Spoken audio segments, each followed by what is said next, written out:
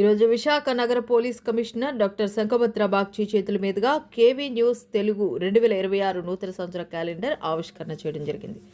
ఈ కార్యక్రమం channel editor Kaniti Arjun Rao ఆధ్వర్యంలో నిర్వహించారు. ఈ కార్యక్రమంలో అర్జున్ రావుతో పాటు సీనియర్ జర్నలిస్ట్ వడ్డాది ఉదయ్ కుమార్, పాత్రికేయులు కేవీఎస్ నరసింహ, టి కొండలరావు, అనకాపల్లి జిల్లా ఎంఆర్పీఎస్ నాయకులు కొల్లి చిన్నప్పారావు తదితరులు పాల్గొని అనంతరం పోలీస్ కమిషనర్ సంకభద్రి బాగ్చి గారిని దుస్సాలతో ఘనంగా సత్కరించడం జరిగింది.